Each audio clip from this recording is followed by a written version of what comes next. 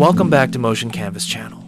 In today's tutorial, I'm going to show you how to create a smooth and realistic heat distortion effect inside Blender using nothing but shader nodes. This effect is perfect for adding atmosphere to your animations, whether it's heat rising from the ground, engine exhaust, or any scene where you need that natural shimmering look. I'll walk you through each step clearly, from setting up the gradient fall-off, to mixing transparency and glass, to adding animated noise for the distortion. By the end of this video, you'll have a clean, customizable node setup that you can use in any project.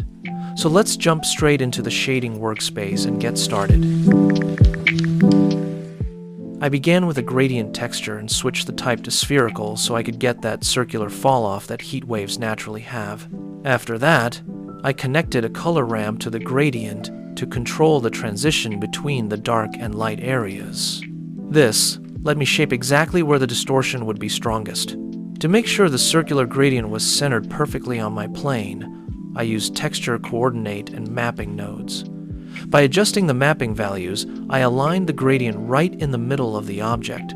Since the distortion needed to appear inside a boxed-in plane, I mixed a transparent BSDF with a glass BSDF and used the gradient as the factor.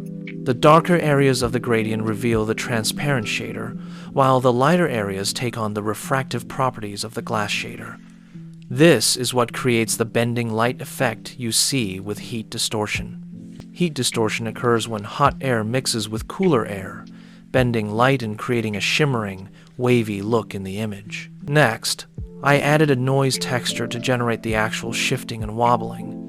I passed this through a color ramp to convert it into a clean black and white mask, and then fed it into a bump node.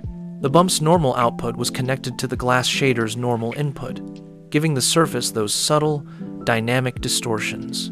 I tuned the noise scale, detail, roughness, and distortion to get the exact shimmering effect I wanted.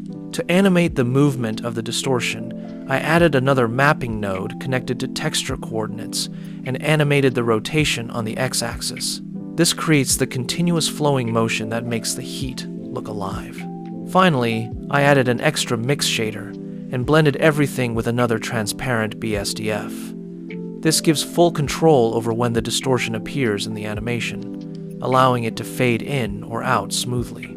And that's the full process of how I built the heat distortion node tree, using spherical gradients for the fall-off, glass refraction for light bending, noise-based bump for the heat shimmer, and animated mapping to bring the entire effect to life.